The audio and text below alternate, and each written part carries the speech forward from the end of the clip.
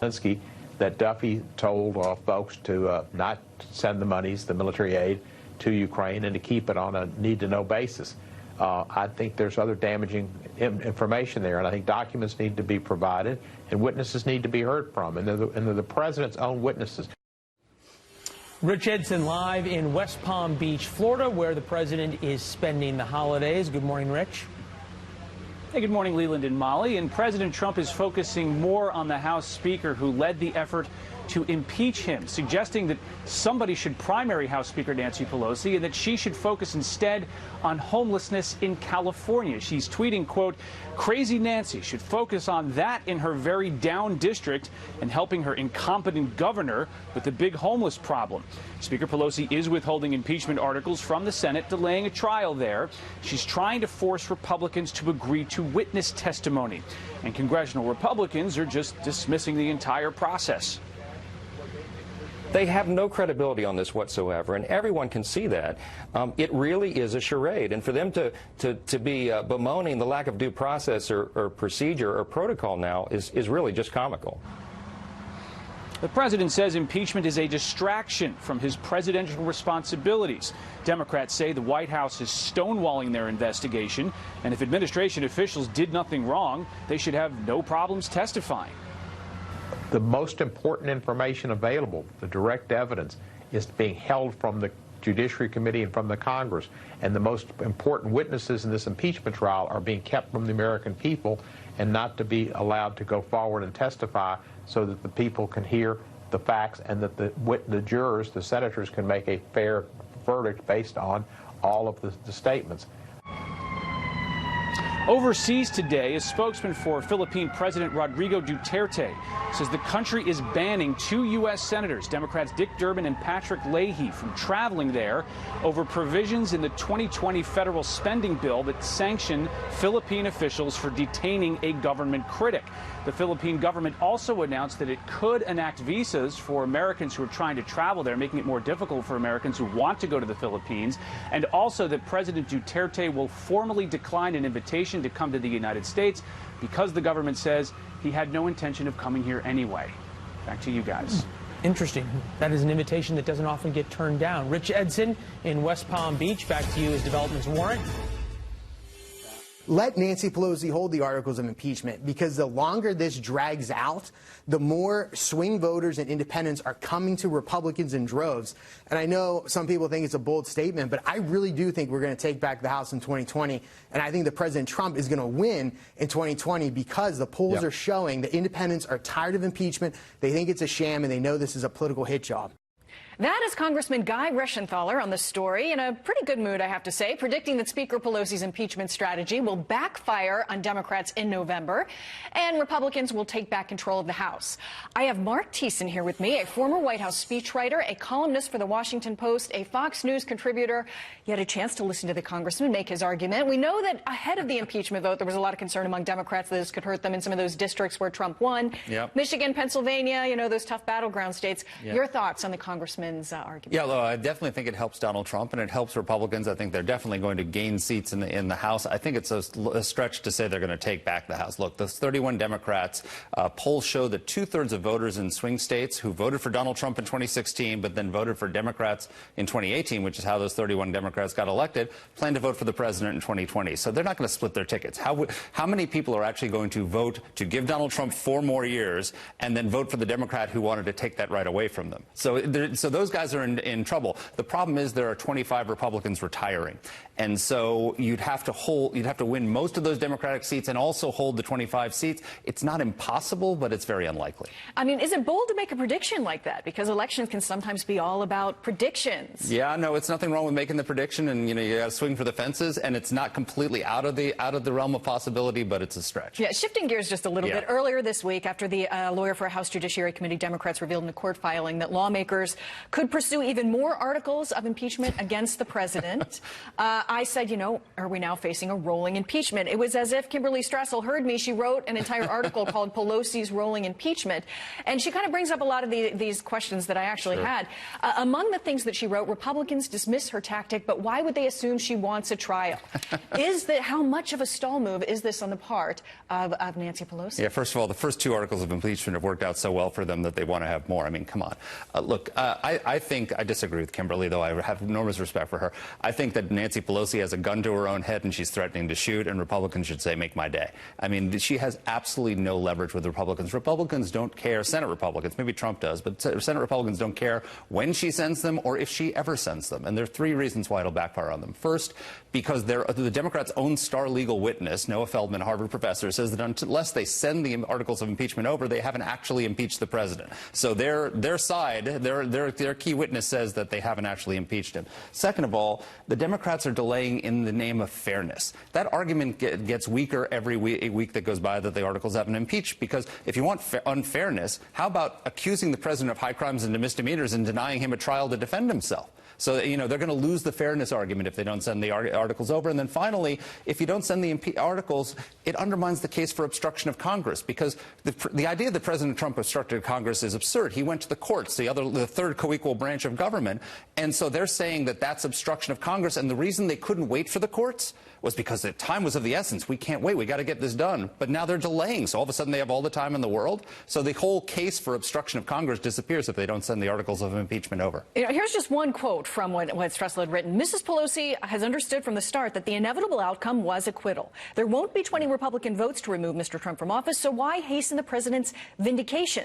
If the goal of this exercise all along was to damage Mr. Trump's prospects for re-election, why wouldn't Democrats want to hold an unconsummated impeachment over his head for as long as politically possible? So then the question is, how long can you hold these two articles, or potentially more if, you know, there was a little hint there that there could be more coming somewhere down the line, not out of the realm of possibility. How long can they hold a potential impeachment trial? Well, if that was the strategy, then why were they in such a hurry to impeach him before Christmas? I mean, that runs counter to their entire stated strategy up until now. What they've discovered is that they thought that after they had these hearings, the American people would come around and, you know, it would work. And the fact is it backfired on them, because the popular support for impeachment, for removal of the president, has declined since the hearing. What about till March? Yeah. Say so Iowa and New Hampshire goes by. The senators that are campaigning for the White House can have their chance in Iowa and New Hampshire. The later you have the trial, the more likely it is that Democrats will vote against removal. So, like Doug Jones, for example, is running for re-election in Alabama. Alabama is literally the state where Donald Trump has the highest approval rating in the country, and he's got to convince Alabama voters to give him another term in office. How are you going to do that when you just voted to remove the president? And the closer it gets to the election, the harder it is for him to justify taking that choice away from Alabama voters. So the more likely the acquittal will be bipartisan. Yeah, Sanders is the one constant in the 2016 and 2020 Democratic races. We are roughly 5 weeks from the Iowa caucuses, and there are rumblings that Bernie's staying power could make him the man to beat for the Democratic nomination. Look at the headlines. Wall Street Journal, don't count Bernie out. New York Times, why Bernie Sanders is tough to beat. Politico, Democratic insiders, Bernie could win the nomination. With that, we bring in Chris Bedford, senior editor for The Federalist, and David Turner, Democratic Governors Association Deputy Communications Director. Gents, nice to see both of you as well. David, start with you. You buy the premise of this? Absolutely. Bernie Sanders has raised an untold amount of money. He has a huge email list, which allows him to have resources to compete all the way through the end of the nomination process. But I think one thing that is not being told here is the enduring power of moderates in this primary as well. You see the rise of Pete Buttigieg. Joe Biden's numbers have remained relatively stable nationally throughout the entire process. So I think that's something to think about, too. I think this thing is up for grabs.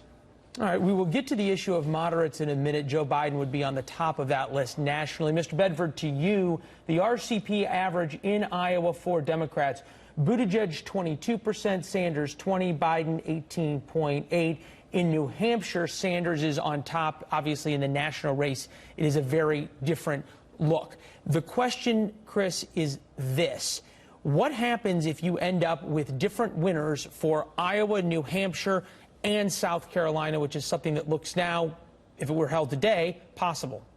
Now, I don't know why anybody ever quite wrote Bernie Sanders off based on the size of the rallies that you've seen and the general staying power and the excitement he's had. And after he's had that heart attack, he was still okay.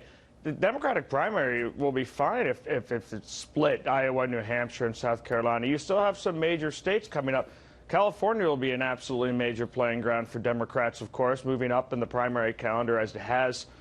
This is still a wide open race, as David said here, but there are some people in Washington, D.C. who would love to see Bernie Sanders gone, but a lot of voters still are really enlivened by him. You know, David, the argument is that Bernie Sanders has a high floor and a low ceiling.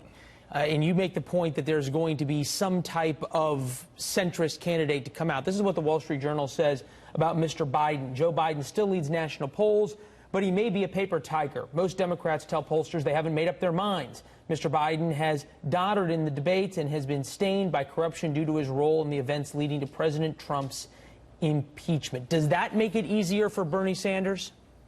Well, I think there's a lane for a moderate, whether it's Joe Biden or Amy Klobuchar or Pete Buttigieg, folks who have been rising in the polls in Iowa in particular.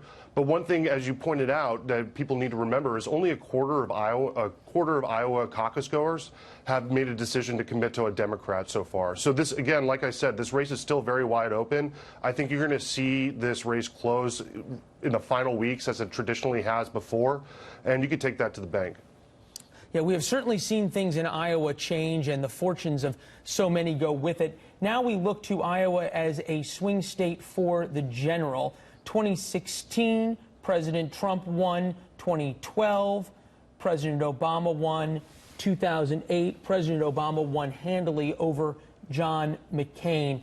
Chris, do we take anything from the fact that President Trump won Iowa to then look forward to the Iowa caucuses? I think you should probably look more in the direction of the Democratic Party nationally, because shortly after President Trump won Iowa, a lot of people did some soul searching of what have we forgotten in our base. Maybe our policies have gotten too radical. Maybe we're out of touch with the white working class, which is a broad swath of the Iowa electorate. But we haven't seen that in the Democratic Party. Even so-called moderates like Pete Buttigieg are pushing a more radical form of the Obamacare mandate as part of their more moderate plan. So they haven't actually swung more moderates. It's a large part of the Democratic Party. Maybe some of the more just vocal voices in the Democratic Party, like the Squad, have gone so far left. They haven't offered an alternative to win back farmers and white working class voters. So, David, how much do you worry as you talk about a centrist? And it'd be the first time I've heard of Amy Klobuchar being considered a serious top-tier contender. But how much of that is wishful thinking? Because the base has moved so far to the left, you've got Warren, Sanders, as Chris points out, Pete Buttigieg pretty far to the left on certain issues as well. How much do you worry that somebody wins the purity contest and has moved so far to the left in the primary that they can't move back to the center to make something like Iowa competitive? Well, look, I just don't think the primary is moving as far left as Republicans like to think it is. I think clearly Democrats are fired up and ready to vote. You saw that in Kentucky and Louisiana this year, states that Trump won by 30 and 20. We elected Democratic governors there. I think in Iowa, you saw 2 House seats flip in 2018. You saw 4 legislative seats flip in the suburban areas outside of Des Moines, which are one of the fastest growing suburban areas in the country. So, I think voters are attuned to what candidates are talking about, and I think that's what they're going to vote on, and it's not going to be about national issues. David comes at this with a unique perspective, having seen both of those races in Kentucky and Louisiana up front there at the DGA. A lot of your guys' money helped those victories. Gents, thanks so much. Appreciate it. Chris, 100-foot cliff. I've never had the great pleasure. I've skied in West Virginia growing up there, and not a lot of avalanches. Safer, no. Yeah, no avalanches, just a lot of ice for your knees. Still wonderful skiing. Agreed. A former ski instructor you are. That's right. And Lucas Tomlinson, thank you. A discussion on this a little later on in the show. We appreciate it. And a Fox News alert, 2 minutes and 40 seconds from the opening bell on Wall Street. Futures pointing higher. So does the Santa Claus rally give us another record today? We're live on the floor as the bell rings. Plus, Nancy Pelosi holding back articles of impeachment from the Senate. What is behind the Speaker's move, and how long will the standoff last? We will ask House Rules Committee member, Congressman Michael Burgess, up next.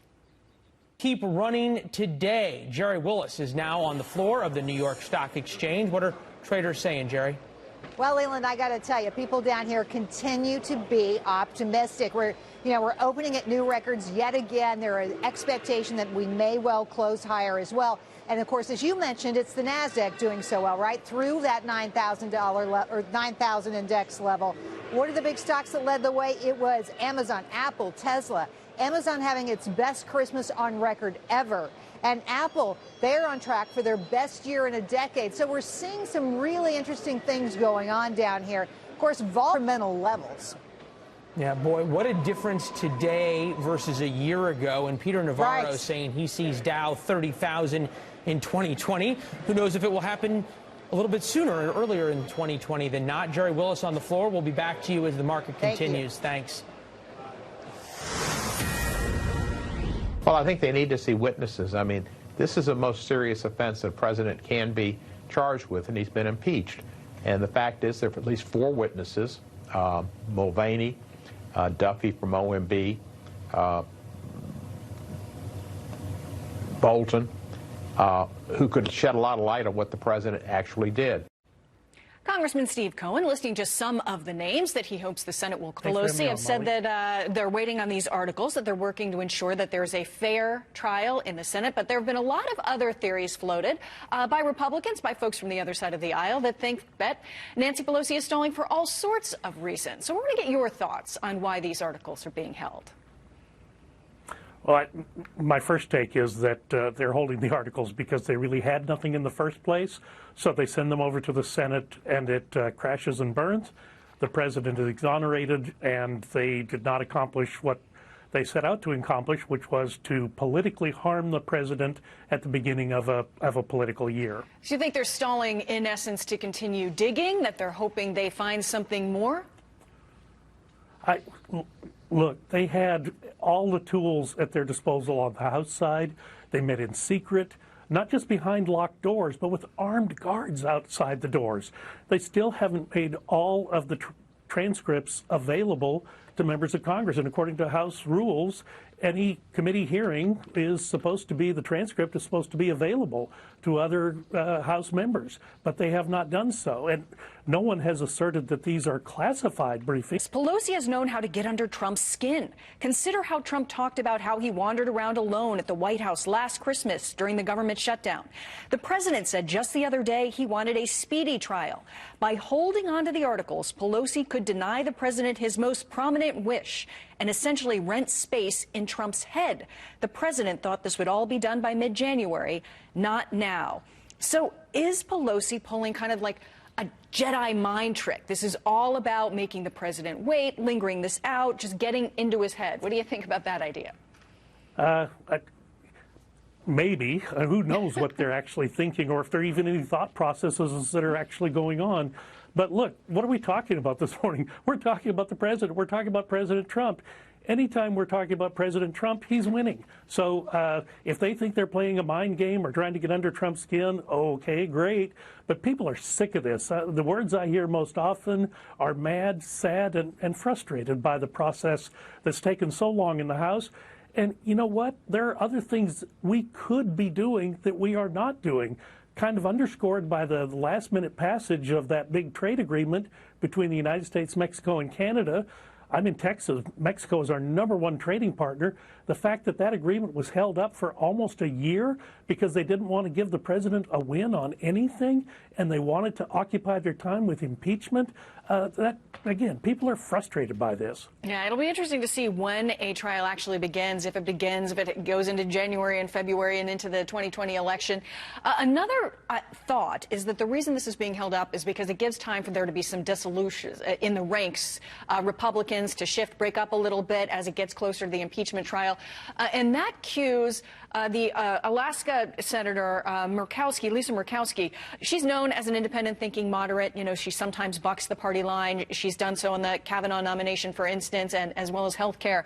But she has said that she's disturbed by Mitch McConnell's discussion of coordination with the White House. Now, that to me, I don't know how big of a chink in the armor that is for Republicans, but could it potentially affect the ultimate rules they use going forward in the Senate when this trial actually gets underway?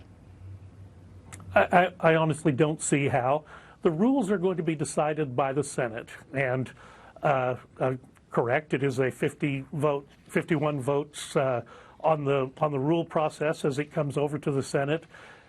But realistically, we all know how this story ends. There are not 2/3 of the senators willing to convict and remove the president, and as a consequence, and in an election year, for crying out loud. So as a consequence, we all know how this ends. So to the extent that they're simply taking up space and taking up valuable time, I guess that must be a game plan, but it doesn't seem like a winning strategy to me.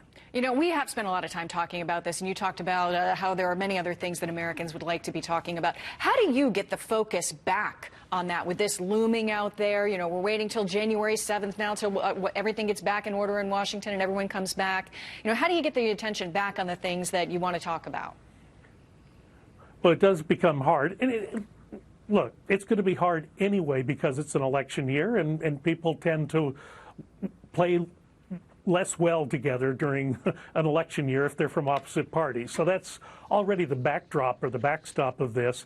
But there are some things that can be done, that should be done. There's some changes to tax policy that really need to be made. There's an expiration date on the doubling of the exemption for the personal taxes that is looming just a couple of years down the road. People need to be able to make plans in their own personal finances, and all the time the House doesn't do that work. It just delays the inevitable. You know, a lot of people weren't paying attention right before the end of the year. There were two very big taxes that got repealed, two big Obamacare taxes that got repealed by a Democratic House of Representatives. How bizarre is that the device tax and the Cadillac tax and, in fact, the health insurance tax, all big parts of paying for the Affordable Care Act, were all repealed. I don't know if that crossed anyone's radar screen. Yeah, I mean, a lot of the good and bad is getting buried under some of this other stuff. And as you mentioned, here comes 2020. It's been a fascinating 2019, so we'll see what happens next year. Congressman, thank you so much for joining us today. Appreciate it. Thanks for it. You can forget. Had a person with measles pass through it. However, the majority of people we have talked to this morning here say they weren't aware or just are not that concerned. Oh, I wasn't aware of it. I actually been in Atlanta, but I am a little bit nervous about that now. So we might do some sanitation when we get home. I am pro-vaccination. So I feel like, you know, you protect others by doing that. You protect your own family by doing that. I know adult measles just not good. Measles is not a big deal to me at all. When I was a child, I had the measles. It's an insignificant disease, and I think it's stupid that people are making such a big deal out of it. The 5 airports that had a person with measles pass through include Chicago O'Hare around December 12th and again the 17th, Richmond International around December 17th, Austin International around December 17th, Denver International around December 11th, and Los Angeles International around December 11th. Medical experts warn that if you were in these airports around these dates, you might have been exposed. The symptoms could take days or weeks to surface. People who feel they might have contracted the disease are encouraged to see their doctor one-on-one versus sitting in a waiting room because measles is considered highly contagious. The symptoms are often identical to the flu until that rash appears. The CDC reports 2019 has seen the highest number of measles cases in 25 years, 1,276 cases this year. And medical experts warn the best protection against measles is simply to get that vaccination. However, there are parents who are opting out of the vaccination, which creates pockets where this disease appears. Cleveland. Yeah, that's certainly a concern for so many medical experts in terms of the percentage of the population that is not vaccinated. Matt Finn at O'Hare. Matt, thank you. Russian-backed Syrian forces trying to retake the last rebel stronghold in the country. Now President Trump is at odds with the United States and NATO. With that, we bring in Judy Miller, adjunct fellow at the Manhattan Institute for Policy Research, Pulitzer Prize-winning journalist, Fox News contributor. Nice to see you. As always, the Iranians are saying that the drills will, quote, stabilize security and with a withdrawal of American power and leverage and influence from an area. If you are not willing to commit your troops, your men, your women, your life's blood to defend an area, the people who are there and who have a more immediate interest, and that includes Iran, Russia, Syria, will take advantage of any opening. That's just what's going to happen. The president was aware of this because in October, after he announced his withdrawal of American troops, before he sent some back again, he tweeted. The president reacted on Twitter, writing, "The movie will never be the same." Just kidding. And I guess Justin T., meaning the Prime Minister of Canada, doesn't much like my making him pay up on NATO or trade. This sort of became a thing and blew up on social media over the past couple of days. The Canadian Broadcasting Corporation says it has nothing to do with President Trump. They cut the scene for time Speaker long Pelosi before he was declared president. She would hold up the articles of impeachment that Dems had Also funny, the president literally has to say just kidding because people would take him seriously. He doesn't like literally write in there that he's kidding. He has a sense of humor about it. That's at least we have that. That's good. All right, if you love electronics, today is your day. Stores having the best discounts of the year as they clear out that holiday inventory. Jeff Flock joins us from Glenview, Illinois with the latest. Jeff. This is an electronics palace, Molly. This is something called Apt Electronics. It's the largest single-store electronics and appliance store in the world. 37 acres of electronics. I got Carl Prouty with me here talking about deals today. A lot of things are discounted because you bought too many of them or whatever.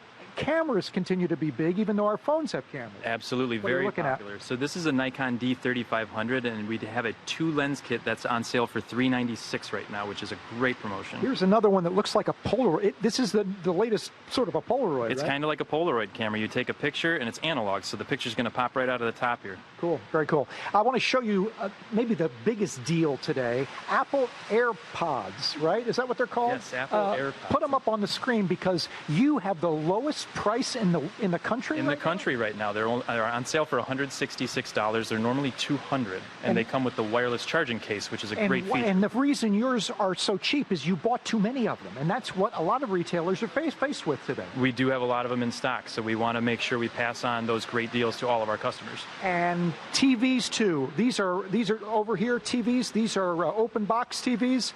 People brought them back, and now you get them for a deal. There you go. America's Newsroom. I'm Leland Vittert. And I am Molly Line. We are, of course, in for Sandra and Bill. They are off this week. The president saying Democrats wanted to rush everything through, calling him a threat to national security. But now they want to slow it all down, holding the articles of impeachment back from the Senate. A Republican member of the House Rules Committee weighing in just the last hour. How this story ends. There are not 2/3 of the senators willing to convict and remove the president, and as a consequence, and in an election year, for crying out loud. So as a consequence, we all know how this ends. So to the extent that they're simply taking up space and taking up valuable time, I guess that must be a game plan, but it doesn't seem like a winning strategy.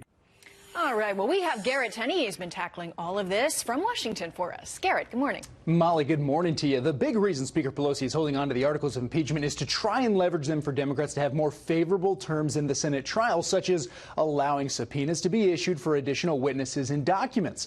Republicans argue that is not going to happen, though, because House Democrats could have gone to court to try and get those witnesses and documents themselves, but chose not to, so that they could wrap up impeachment by the end of the year, which is why GOP lawmakers are criticizing Pelosi for now refusing to send the articles of impeachment over to the Senate.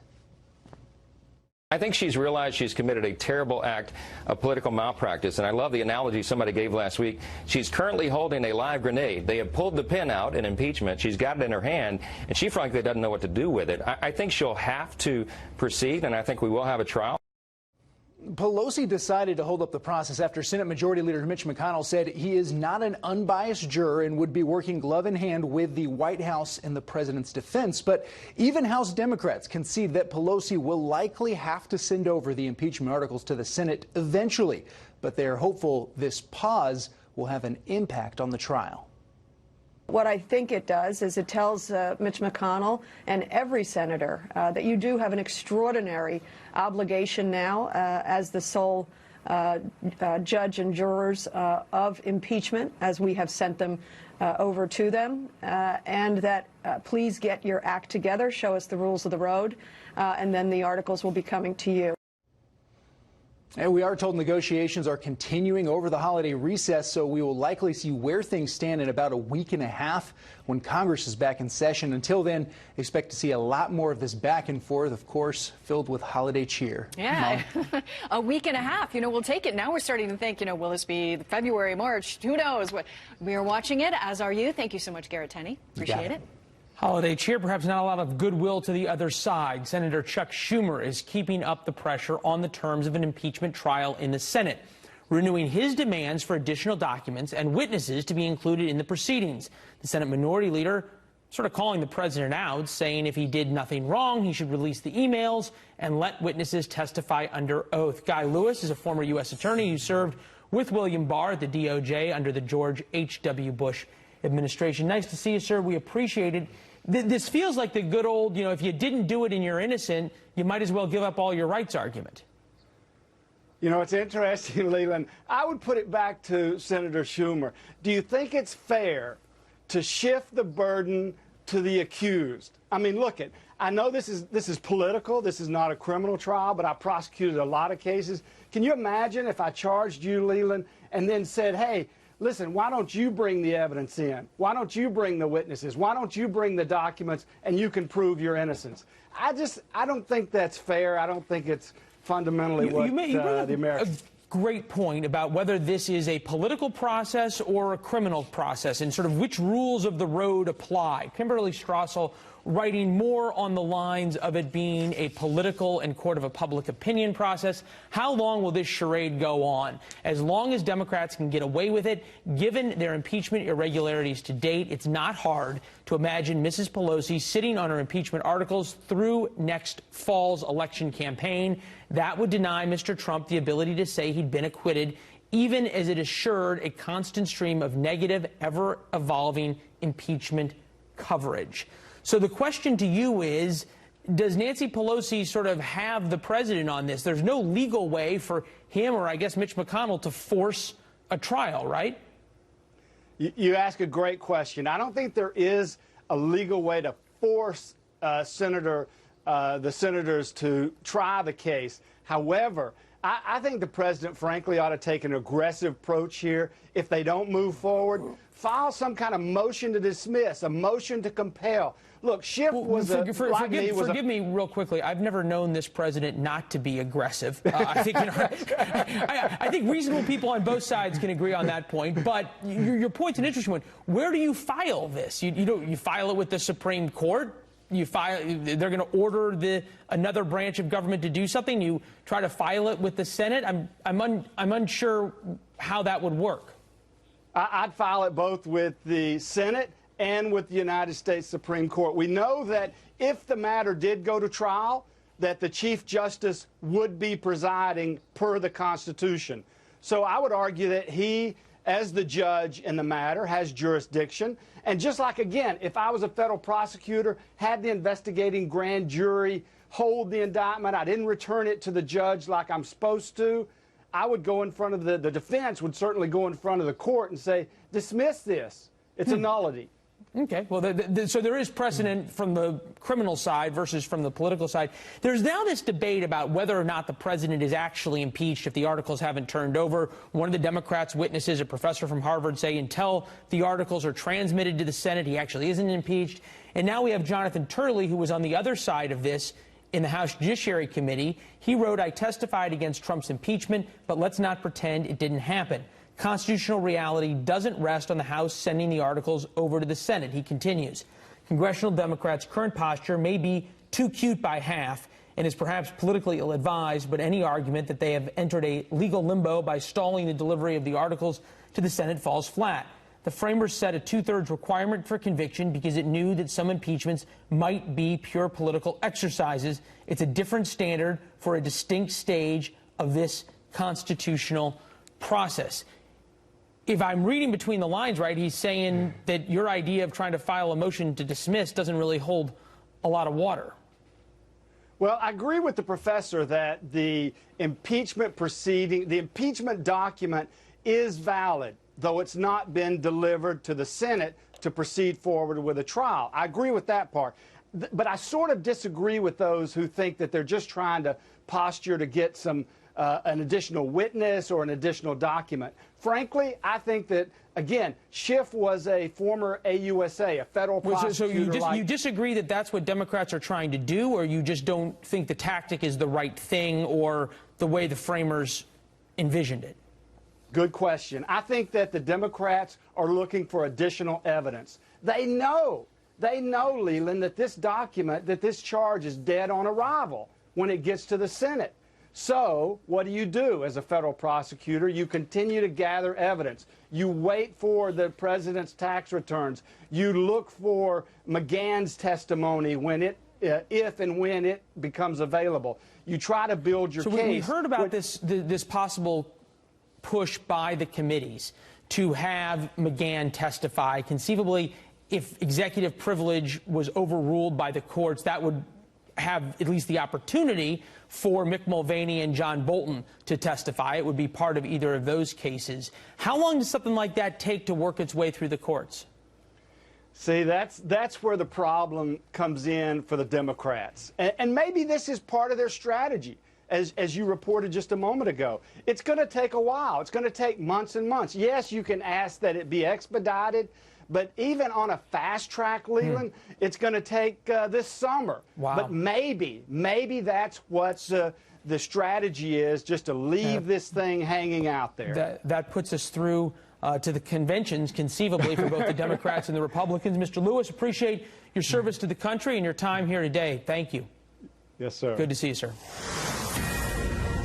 A 14-year-old suspect in the stabbing death of a Barnard College freshman, 18-year-old Tessa Majors, finally taken into custody after a 2-week manhunt and quickly released. David Lee Miller is here with an update on this. David Lee? Molly, more than 2 weeks after Barnard College freshman Tessa Majors was stabbed to death just off campus in Upper Manhattan's Morningside Park, a 14-year-old who allegedly wielded the knife has been found. On Thursday, he was detained for several hours and then released by cops. No charges were filed. Chief of Detectives for the NYPD tweeted out, and I quote, "Although he has since been released to the custody of his attorneys, the investigation remains very active." New York think tank called the Lawfare Project has filed a federal complaint on behalf of the student with the U.S. Department of Education. The complaint accuses one professor of pointing at undergrad Jonathan Carton in class and yelling, "Don't believe a word he is saying, he is Mossad," referring to Israel's intelligence agency. Another professor accused of saying the killing of Israeli citizens by the military wing of Hamas is justified by Israel's settler colonialism. The complaint alleges the university has allowed students and faculty to use the Israeli-Palestinian conflict to discriminate against Jewish students, targeting them with events including Israel Apartheid Week, held by pro-Palestinian groups. In a press release, the Lawfare Project alleges Jewish students have endured systematic discrimination from tenured professors and anti-Israel groups and says the administration has direct knowledge of this hostile environment, yet it has done nothing to remediate it. Columbia University tells us this morning they have no comment regarding this complaint. Leland. You know, we saw the ACLU come out against President Trump when he signed this executive order. We'll see if they defend Columbia as well. Rick, thank you. Molly? Thank you. Taking a deep dive in Elizabeth Warren's policy proposals for, well, everything from massive new taxes to big-ticket government programs and strict regulations as well. Is this what the Democrats want? Meanwhile, the economy is firing on all cylinders, with stocks at record highs, unemployment at historic lows, millions of new jobs, but it doesn't seem to be helping President Trump's approval rating. So why isn't he getting credit with voters for this good, strong economic news? With me now, Michael McAdams, National Press Secretary for the National Republican Congressional Committee, and Jason Nichols, a Democratic political analyst. We appreciate it, gentlemen. Thanks for joining us on this holiday week. Jason, let's kick off with you. Is this about Democrats not wanting to give the president credit? I mean, we're heading into an election year. Well, I don't think that's it. I think, first of all, we have to remember that President Obama added 1.5 million more jobs than President Trump in his final 3 years. Also, people aren't necessarily feeling this strong economy. Yes, our Wall Street has been really strong, but 55% of Americans have stock. That means 45% don't. Only 37% of African Americans actually own stock. So they're not necessarily feeling that. They know that wages have been stagnant.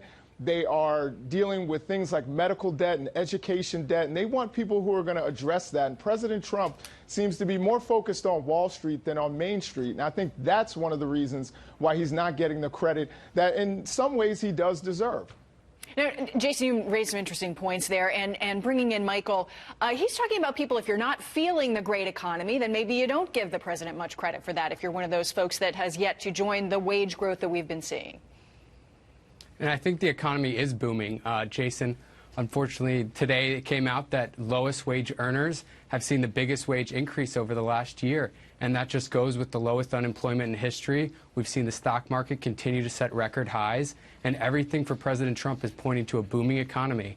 And all he's gotten from Democrats as a thank you is an endless effort to impeach him. And that's why President Trump is going to be reelected, on the back of this booming economy that voters everywhere are seeing. Well, gentlemen, Professor Sides, Vanderbilt University, wrote a piece for the Washington Post, and he kind of has a theory about some of the partisanship involved. Here is a quote from his piece.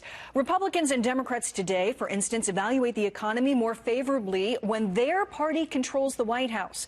This fact was clearly on display after Trump's election when, though the facts remain the same, Republicans immediately began to view the economy more positively, while Democrats suddenly found fault with it. In Gallup polling, the percentage of Republicans who said the economy was getting better increased from 15% in October 2016 to 80% in February 2017, while the percentage of Democrats saying this fell from 62% to 27%. So, Jason, is there some partisanship at play here? Well, I think that author definitely has a point because Republicans certainly didn't recognize that we made a huge jump from 2010 to 2016. Unemployment was dropping. Unemployment was dropping with certain demographics, particularly African Americans, Latinos. We were headed in the right direction, and they didn't want to necessarily give credit. And now Democrats may be following suit. So I think there is some partisanship, but I also think that there is something to the fact that people are not necessarily feeling this strong economy. It's not spreading to every part of the community, a part of our country, and especially, since the tax breaks benefited the very wealthy more so than the poor. And you said something about rising wages. Real wages, not nominal wages, but real wages, which are adjusted for inflation, have actually dropped 1.3%. You kind of brought this up, so we're going to shift gears and head over to 2020. When we're talking about wealth taxes and all sorts of ideas that Democrats have floated, we can turn to Elizabeth Warren as among the candidates that have really laid out a vast number of plans. That's really kind of part of her brand, in fact, and she has been unapologetic about all of her ideas for the economy, everything from, the wealth tax, Medicare for all, the global corporate tax rate, free college for university, lowering the costs and free health care, that sort of thing. Michael, your thoughts on Elizabeth Warren, the overall identity, and if this is the way Democrats should be going in 2020? I mean, Elizabeth Warren's plan to tax everyone and everything is exactly what the 2020 election is going to be about. It's a choice between freedom and socialism. American voters don't want the government to kick them off their health insurance and decide what doctor they can see. They don't want the government to abolish hamburgers and the oil and gas industry. They want to decide what's best for them. Democrats consistently think they know what's best, and they want to saddle taxpayers with the bill. And that's what's going to drive Donald Trump to re-election, why the Senate's going to remain Republican, and why House Republicans are going to flip back the majority. Jason, this is a big question that Democrats are going to have to answer in 2020, who they're going to go with. The Wall Street Journal putting forward this headline, Elizabeth Warren has a plan. Oh, my.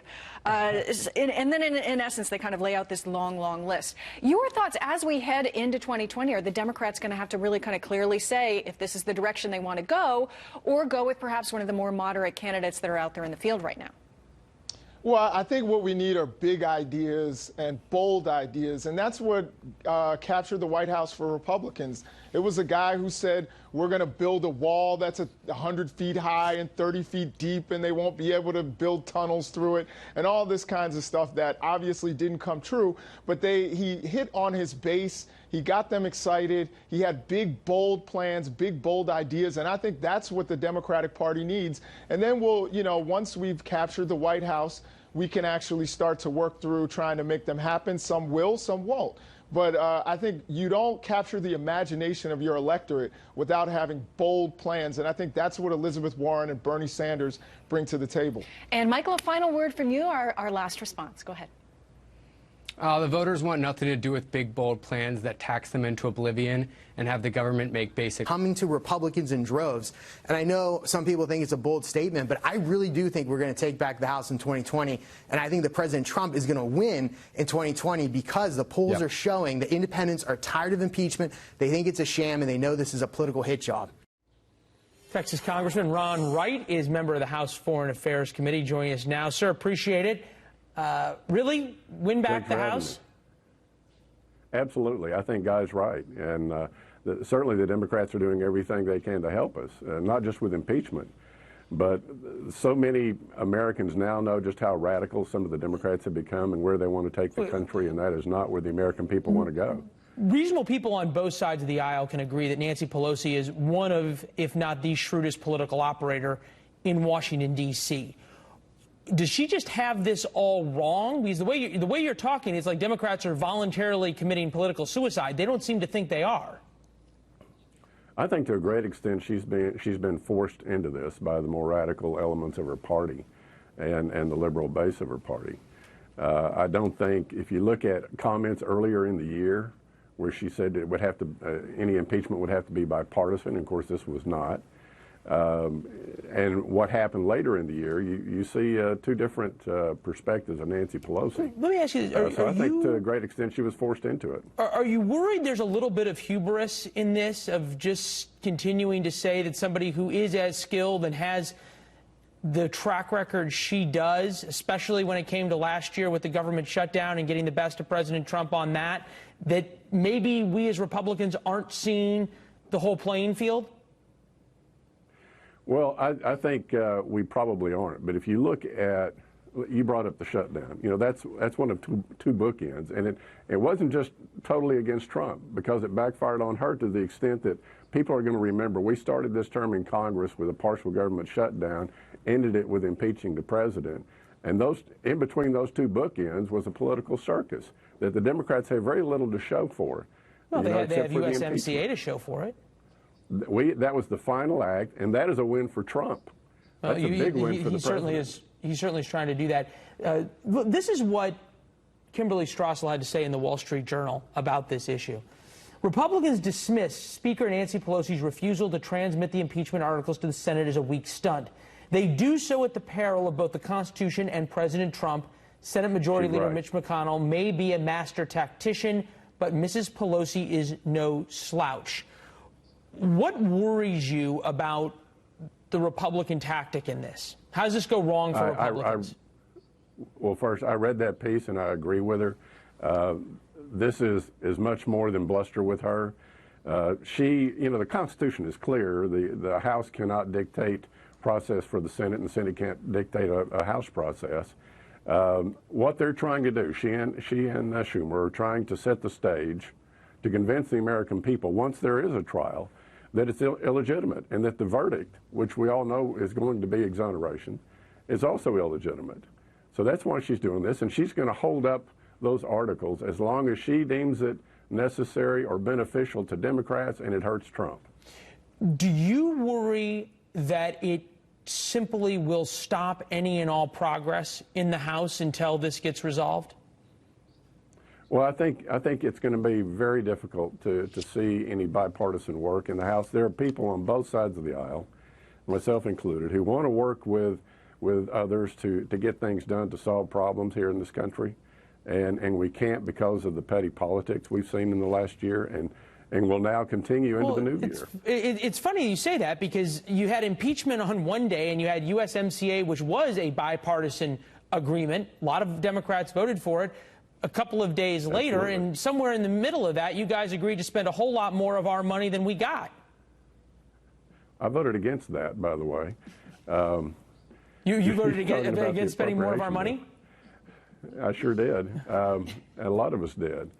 But look, it doesn't change the reality of the fact that the Democrats have poisoned the well in the House and have made it very difficult for people on both sides to work together to really solve the problems. And now we're going to be going into an election year, which will make it even worse.